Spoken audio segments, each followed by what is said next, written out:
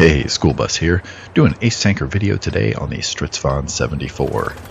This is the Tier 6 Swedish medium tank. Comes in a long line of somewhat similar looking tanks, this one being kind of the last one of this lineage with really great gun depression, a really accurate gun. And in reality, the design of this one followed all of those predecessors as it does in the game. However, in 1958, when this tank was released, it was actually replacing the AMX-13. So the AMX 13-ton tanks we're familiar with that the French have in this game, that's actually what the Swedish were contracting at the time to use in their army. Well, they canceled that contract and they replaced it with this. Quite a change in tanks, I must say. But what's interesting, that's 1958. We're talking about the time where the M48 patent was hitting the end of its service and the US was about ready to introduce the M60. Huge difference in the way these tanks would have performed in real life, let alone in the game. And in the game, you're basically comparing a Tier 6 tank to a Tier 10 tank. So, a lot of differences between reality and what we see in the game. Now, let's get in this action here. As you saw, I started on the bottom of the hill, but as usual, I went to the top. About the only time I don't do that is if I'm in a really fast tank and I don't think I can help out up here. But once you crest this hill, this enemy team made some critical mistakes here. They pushed up into a position without proper coverage, and they just left their flanks wide open. Let's slow this down. Oh, I love these new effects. Awesome.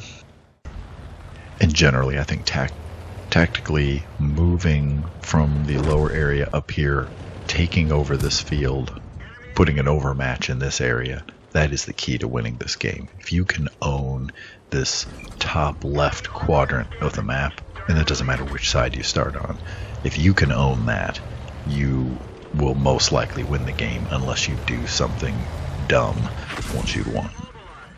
At least we're going downhill. But now trying to get moving here is where this tank can be a little bit sluggish when you're trying to make flanking maneuvers. And this is the point now where this VK, if he wants to live, he really should be headed back toward his base. But he is not. And I think he's probably given up hope that he's going to get out of here. He does start to head out into the field to confront the enemy his enemy, my friendlies, the heavies that won the field, but it was not to be. And so now, there you have it, we own the city and we own the open field in the top left. And I'm just going to keep working my way down through here and see if there is anybody in the south end of this town. And as you're able to see, the strength of this tank is the gun, being very accurate, having quick aim time. Weakness is it's not a very fast tank, and we never really have gotten shot at yet, but it is not armored really at all. Now, something you'll notice here, the shot velocity is not real high. I needed to give that leopard a lot more lead. But once he stops moving, then fish in a barrel. And speaking of the 13-ton French tanks, I think one's going to pop out behind that hill. There he is. I don't know what he is doing, but he's setting up a really good game of shooting gallery.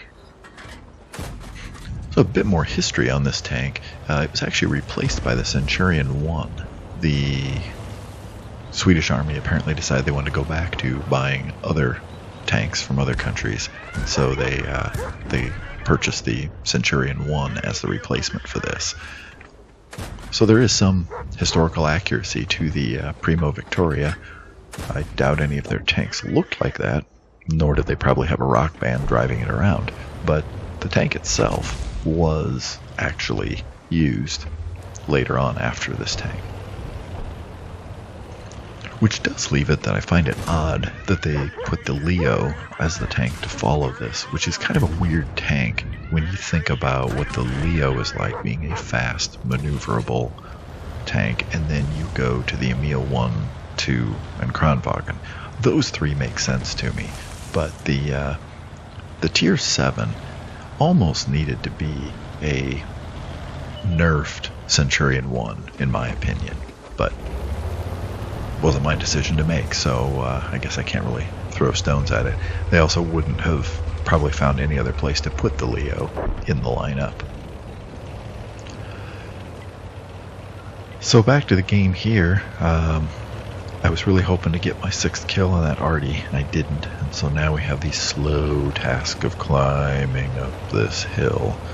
As you can tell, the power to weight ratio is not great. It's certainly no Cromwell. And I make the mistake here, I'm looking at the screen, not the map. If I'd been looking at the map, I would have seen right there that, oh, I need to turn around. So I wasted a couple of seconds. But I don't think it's going to matter. I'm looking down now. I've got plenty of health. I know that his accuracy is terrible. And now it's just a case of, can I get the ram kill? No, he's too heavy. But there we go. I was able to secure the kill. Got the top gun. Excellent. Let's go check the post-battle stats. Ace tanker. High caliber. I was pumped.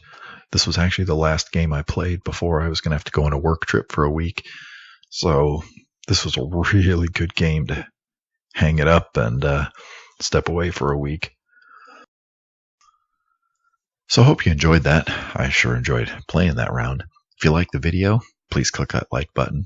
If you like this content, subscribe to the channel. Your subscriptions, your likes, your comments, they're what keep me going, keep me motivated to do videos. If you don't do any of that, I'm probably not going to make any videos. On that, have a great day. Hope to see you out on the battlefield.